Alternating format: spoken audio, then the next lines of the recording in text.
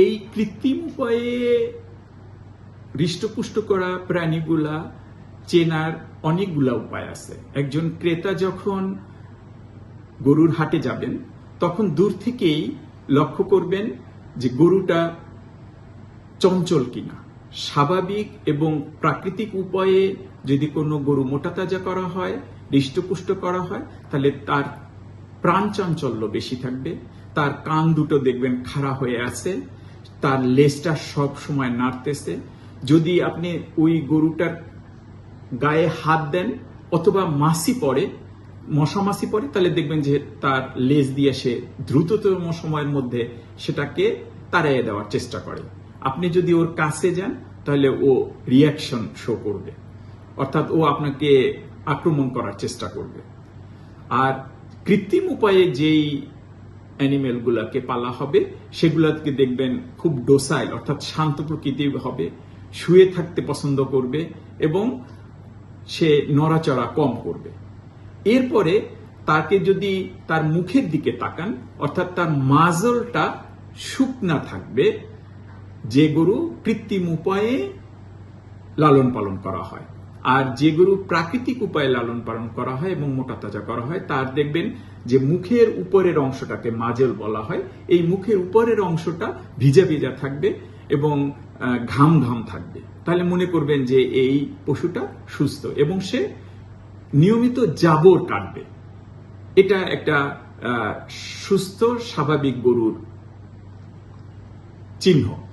এবং এই হৃষ্টপুষ্ট করা গরুটা দেখবেন তার দেহের বিভিন্ন অংশে অসামঞ্জস্যপূর্ণভাবে মাংস বৃদ্ধি পাইছে, অর্থাৎ তার শরীরটা যে মোটা হয়েছে বিভিন্ন অংশের সাথে বিভিন্ন অঙ্গের সামঞ্জস্যতা নাই। কৃত্রিম উপায়ে যে গরুটা লালন পালন করবে তা সে দেখবেন যে ঘন ঘন শ্বাস নিবে, সে রেস্ট নেওয়ার চিন্তা করবে। কিন্তু যেটা প্রাকৃতিক উপায়ে সে এইরকম ঘন ঘন শ্বাস নিবে না। এবং আরো একটা জিনিস, যে বডি টেম্পারেচার অর্থাৎ বডির তাপমাত্রা যদি বেশি থাকে তাহলে সেই গরুটাকে অসুস্থ হিসেবে ধরে নেবেন। তবে সুস্থ গরু যখন আপনি অনেক দূর থেকে হাটে নিয়ে আসবেন তখন তার তাপমাত্রা একটু বাড়তে পারে, তবে সেটা 2-1 ঘন্টার মধ্যেই স্বাভাবিক অবস্থায় আসবে। আর সুস্থ গরু দেখবেন কোনো খাবার সামনে খড় থাকলে বা কোনো খাবার থাকলে সেটা খাওয়ার জন্য সে জিহ্বা বার করবে এবং খাওয়ার চেষ্টা করবে, এবং সে খেতে চায় এইরকম তার এক্সপিরিয়েন্স শো করবে। কিন্তু যেই পশুগুলো মোটা তাজা করার মাধ্যমে তৈরি করা হয়েছে কৃত্রিমভাবে, তারা দেখবেন খেতে চাবে না, তাদের ক্ষুধামন্দা একটা ভাব থাকবে এবং অনেক সময় দেখা যায় যে তার মুখ থেকে লালা পড়ে এবং এই লালাটা ফেনাযুক্ত হতে পারে এবং অথবা ফেনা ছাড়াও হতে পারে।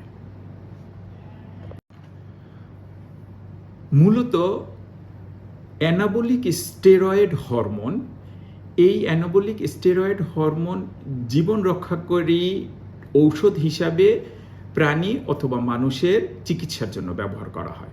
এই অ্যানাবলিক স্টেরয়েড বলতেই তা সেই সমস্ত ওষুধগুলা বোঝায় যে ওষুধগুলা মানুষ অথবা প্রাণীর মেটাবলিজমকে বাড়াইয়া দেয় এবং তার বডিতে ফ্যাট অর্থাৎ চর্বির রিডিস্ট্রিবিউশন পুনর্বিন্যাস করে এবং তাকে তার বডিতে পানির অংশ বাড়াইয়া দিয়ে চর্বির অংশ বাড়াই দিয়ে মোটা তাজা করে। কিন্তু তার এই ওষুধগুলা ওষুধ হিসাবে না ব্যবহার করে যদি মোটা তাজা করার জন্য ব্যবহার করা হয় তাহলে তার লিভার, কিডনি সহ গুরুত্বপূর্ণ অংশ অর্থাৎ গুরুত্বপূর্ণ অঙ্গগুলো নষ্ট হয়ে যায়, যার প্রেক্ষিতে ওই অ্যানিমেলটার হাড় নরম হয়ে যায়, ক্ষুধামন্দা হয়, বিভিন্ন ধরনের রোগবালাই তার মধ্যে হয় এবং বেশি দিন পারলে সে মারা যায়।